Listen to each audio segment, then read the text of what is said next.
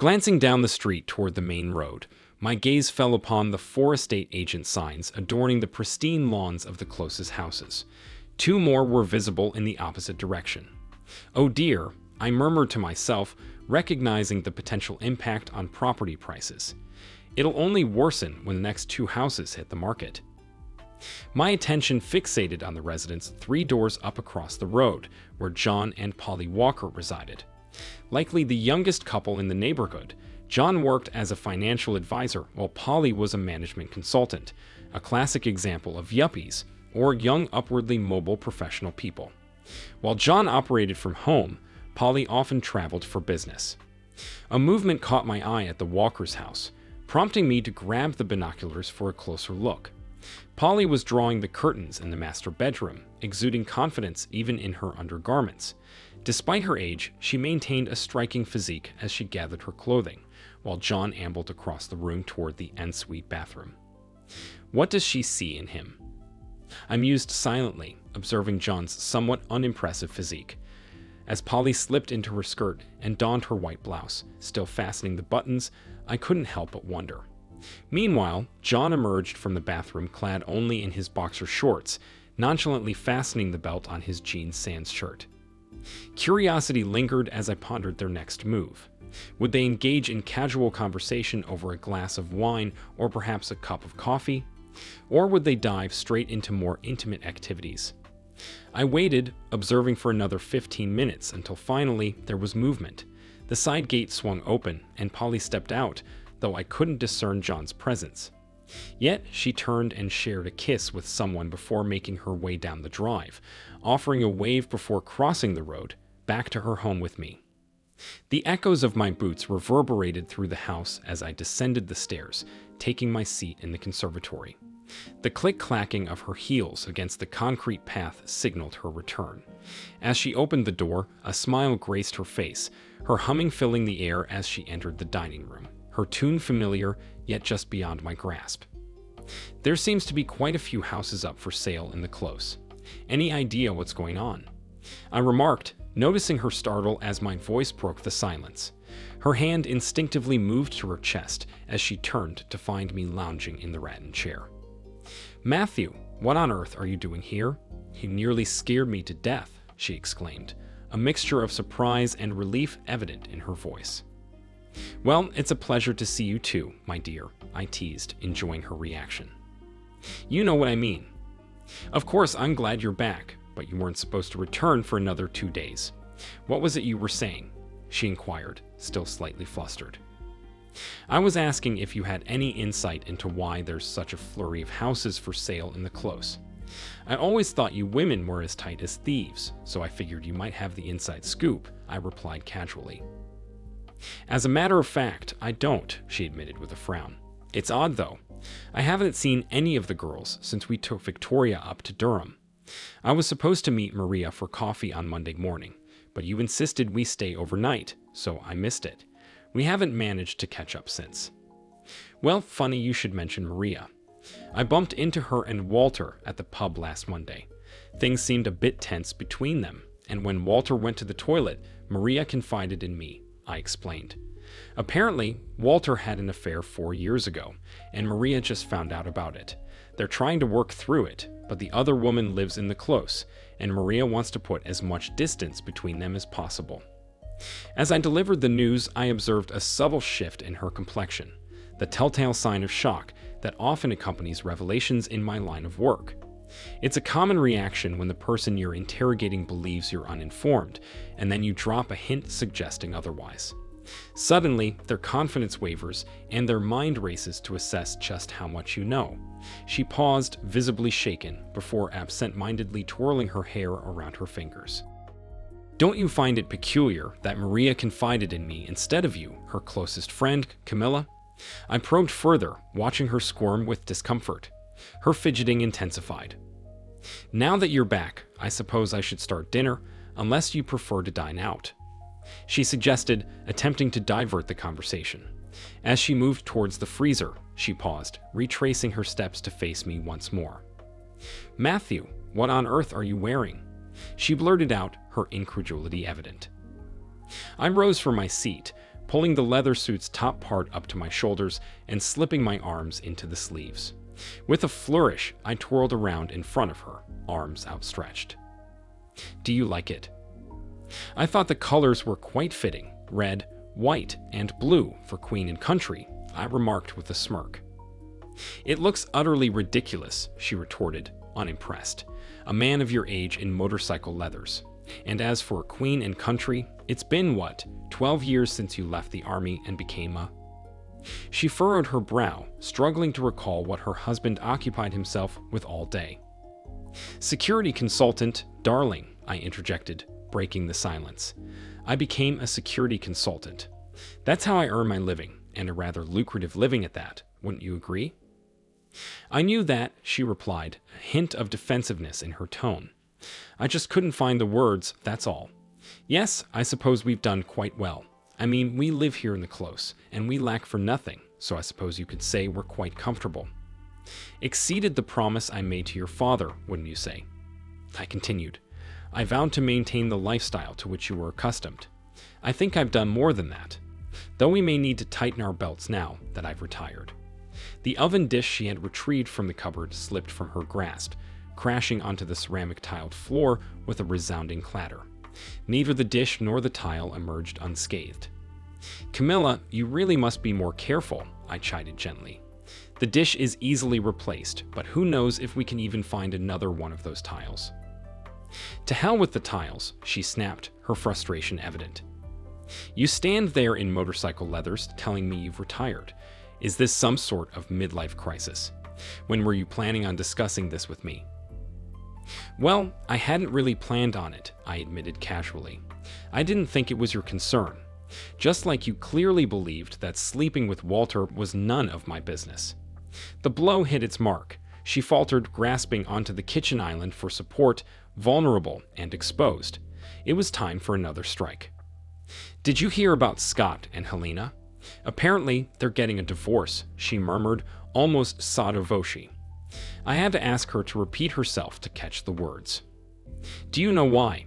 I inquired. Maria wasn't entirely sure. "All she had were whispers, and you know how much I detest spreading rumors," she replied, pulling up a stool and taking a seat. "What's the gossip?" "It's just hearsay, really," I replied casually. "Word has it that Scott was involved with someone else, but I wouldn't put too much stock in it. Rumors tend to exaggerate things." Her complexion grew even paler at the mention of infidelity. Perhaps I could squeeze in another jab before she bolted for the bathroom. "It got me thinking," I continued, seizing the moment. "With so many houses hitting the market at once, I wonder if there's a common thread. We know about two, but can you think of anything linking the other two?" "Excuse me, I need to use the restroom," she interjected, rising hastily and making a beeline for the downstairs toilet. It seemed like a perfect opportunity for a cup of coffee. I set the machine in motion, relishing the aroma of freshly ground beans as it brewed the dark elixir. Still sipping my coffee, I watched as she emerged from the bathroom, makeup washed away, revealing the weariness of her years. Though shaken, she had evidently resolved to take a more aggressive stance. "I thought you'd have changed out of that absurd suit by now," she remarked. "Why bother? I'll need it again soon enough," I replied nonchalantly. "So if it's a bike to go with it," she pressed. "Oh, it's not just any bike. It's a Ducati Panigale, capable of speeds exceeding 160 miles per hour, I boasted. "What on earth do you need something like that for? The speed limit is 70, she retorted. "Oh, I see. It's to compensate for your other little problem. I've heard about men buying muscle cars when they can't perform anymore." Her comment caught me off guard, and I couldn't help but burst into laughter. "As I mentioned, I'm retiring. I need something to replace the thrill of jumping out of an airplane at 10,000 feet, I explained. "Oh, come on, you're a consultant. Consultants don't parachute out of airplanes," she retorted incredulously. "Well, it's all a matter of interpretation, really," I replied calmly. "Some people prefer to label us as mercenaries or soldiers of fortune. I find security consultant to be a more palatable term." She sank back into her seat, mouth agape in disbelief. "Are you telling me that for the past 12 years, you've been working as a mercenary?" Why didn't I know? Because you never took an interest. You weren't genuinely curious. Did you honestly believe that some desk jockey spends 3 or 4 months at a time in African countries? I've told you before, I work with governments. That involves training, restructuring their militaries, and yes, sometimes combat. Warfare has been outsourced, my dear. When a government wants a dirty job done without repercussions, they call on individuals like me. Did you never wonder why a consultant sustained some of the injuries I did? You said those were accidents, she protested. They were, in a way. But do you think I didn't put myself in harm's way? I countered. Remember when I broke my leg in Cape Town and came home on crutches? Yes, I remember, she nodded. You said it was a car accident. It was definitely broken, but it wasn't a car accident. Shrapnel wounds can resemble the injuries from a compound fracture, I admitted. I watched as she struggled to process everything I'd revealed. What she thought was a comfortable, familiar life had suddenly turned upside down. I've been married to a stranger for the past 20 years, she whispered, the weight of realization heavy in her words. Well, not initially. For the first 8 years, I was exactly the person you believed me to be. The real question is, are you the woman I thought you were? It appears you're not, I remarked. Now hold on a minute. You can't fault me for seeking a bit of solace. It's not like I've received anything from you. I've never held your issue against you. I never even brought it up. I'm only human, Matthew. I have needs that you haven't fulfilled for quite some time, she retorted defensively. 4 years, 3 months, and 23 days. Not since the day I left for the Cape Town job, I stated matter-of-factly. A look of disbelief washed over her features, and I could tell she was trying to piece things together. I can't believe you remember the exact day. Oh, I see. It was one of your injuries that caused it. That was when you were in Cape Town, wasn't it? She surmised. Yes, it was, but the news hurt me far more than any physical injury could. Do you have any idea what it's like to be recovering from surgery in a distant country, only to find out your wife is sleeping with our neighbor? I responded, my voice tinged with hurt. It's not true. Who would spread such a rumor? She exclaimed, her disbelief apparent. That's what made it even more devastating. Our own daughter came home to retrieve her iPad, only to stumble upon you and Walter in the bedroom. The poor child was shattered, crying on the phone, begging me not to break up the family. She ended up staying with my sister Joyce, who spent the night consoling her. You have no idea how fortunate you were to be 8,000 miles away from me that night. Joyce called me the next day, asking what I intended to do.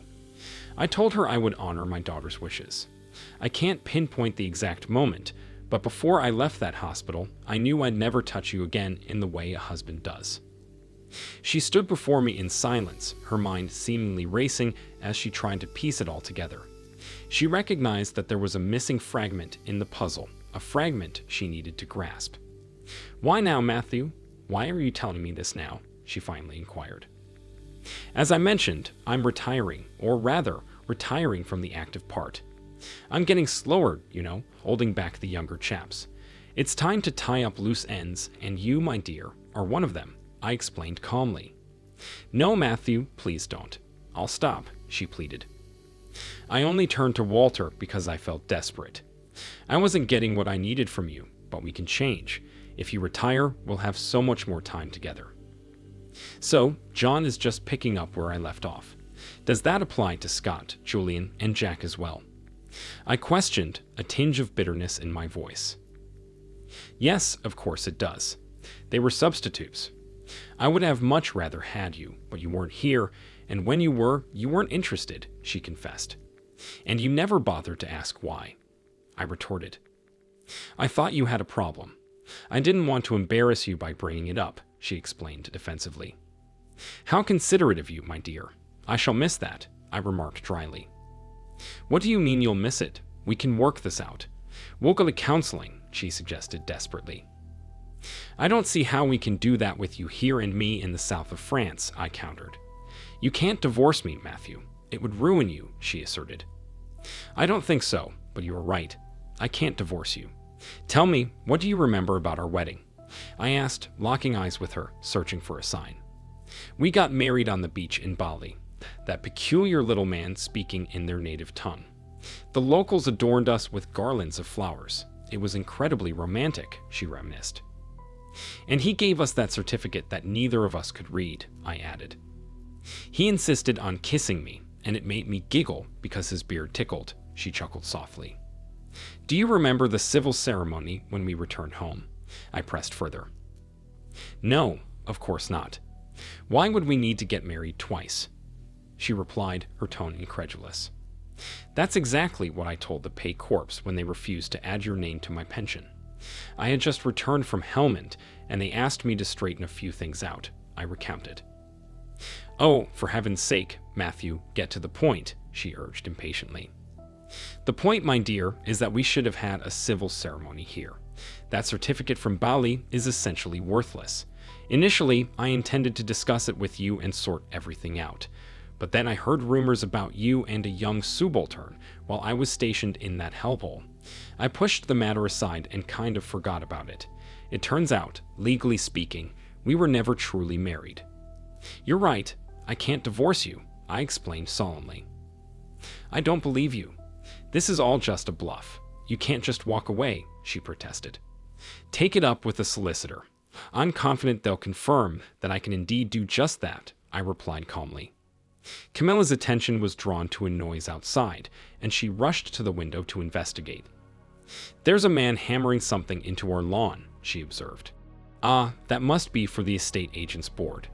I stopped by on my way here and listed the house for sale. I don't need it anymore, I stated matter-of-factly. But what about me? What about Victoria? She implored, her voice tinged with desperation. Don't worry about Victoria. She's planning to spend the holidays with her daddy. I'll do my best to encourage her to visit you, but let's face it, you two haven't been close for years, have you? I remarked. No, I refuse to let you get away with this. I'll seek legal advice. There must be something I'm entitled to after giving you the best 20 years of my life, she insisted, her voice tinged with frustration.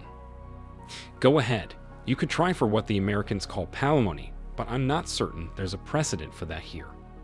You might attempt to claim payment for being a nanny and housekeeper, but when the court sees how much you spend on clothes and jewelry every month, they might decide you owe me, I replied calmly. She slumped back into the chair, burying her face in her hands.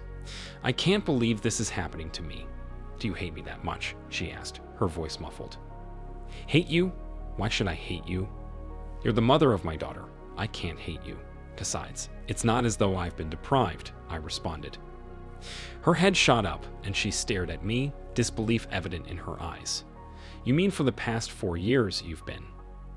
Of course, a soldier always knows where to find company, although lately, it's been more than just that, I admitted. You have someone else, and yet you have the audacity to criticize me, she exclaimed incredulously. Yes, it's rather unfair of me, isn't it? Especially considering you were the one who brought us together. Sometimes you really are too good to me, I remarked. I observed her as she tried to process the events of the day. She hugged her legs to her chest, rocking slightly and occasionally trembling with emotion. It appears that while your sensitivity prevented you from discussing my little problem with me, it didn't deter you from discussing it with your friends. Polly was especially sympathetic, offering to connect me with various resources she thought might be helpful. I assured her I didn't have a problem, but naturally she needed a demonstration. And what a demonstration it was. She's remarkably athletic, I recounted. You and Polly, now you're jesting. You're nearly twice her age. What could a woman like her possibly see in someone like you? She scoffed. I could pose the same question about you and John, but it seems he still finds something appealing, at least twice a week, I retorted, perhaps going a tad too far. It was a low blow, and she had no inkling that I knew about that affair. The hammering outside had ceased. The estate agent had finished hammering the stake into the ground and was now busy attaching the for sale sign to it. The sound of the hammering was replaced by a deeper rumbling noise. I believe that's my ride, I remarked, grabbing my helmet and making my way to the front door. Outside, the bike rolled to a stop on the drive, its sleek rider dismounting gracefully, swinging a beautifully sculpted leg over the seat.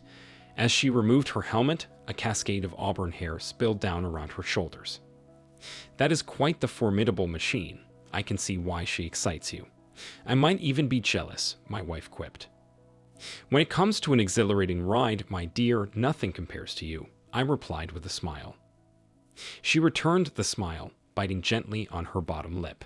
We do make quite the pair, don't we? We certainly do. Now it's almost time for the finale, I remarked, glancing towards the man from the estate agent, who had just finished placing my board and was now hammering a stake into the walker's lawn. Unbeknownst to me, my wife had followed me outside, catching Polly's attention. Polly leaned to one side to address her. Oh, hi, Camilla. Could you do me a favor? John isn't too good on his own. Would you mind looking after him for me? Polly asked, assuming Camilla's consent. Camilla, for once, seemed speechless, so Polly answered for her. Of course you will. Why wouldn't you? You've been doing it for so long now, I doubt you'll notice the difference. As I put on my helmet and started the engine, Polly hopped on behind me, and we rode the short distance to the walker's drive. John appeared surprised to see us, engaging in a conversation with the man putting up the board. His surprise only grew as Polly dismounted. Be a darling, John, and let the man do his job, Polly requested. But I don't understand what's happening, John questioned, clearly bewildered. Perhaps this will clarify, Polly said, producing an envelope from inside her leathers. This is a letter from my solicitor, informing you that I'm filing for divorce. You don't have to sell the house. You could buy me out. However, I doubt you have the funds for that, she explained calmly. John stood in stunned silence, mouth agape, as Polly delivered the news. Oh, don't fret, darling. Camilla has assured me she'll take care of you, so you won't even notice I'm gone. Now, be a dear, go back inside and let the man do his job, Polly said, her tone firm but not unkind. John didn't even glance at the envelope. He simply turned and slowly made his way back to the side gate.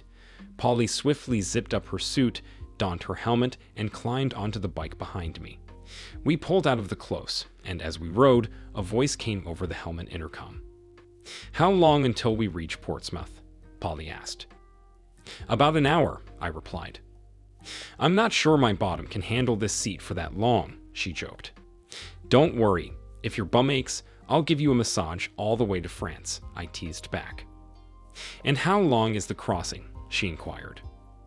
About 7 hours, I answered. How will we occupy ourselves for that long? She wondered aloud. I've booked a cabin, I informed her. I felt a playful slap on my shoulder. You are a very naughty boy, and I love you, Polly declared affectionately. As I felt her arms wrap around my waist and her body press against my back, I knew that this day had been worth the wait. Thank you for watching this video to the end. If you liked it, please like it and subscribe to the channel. See you soon.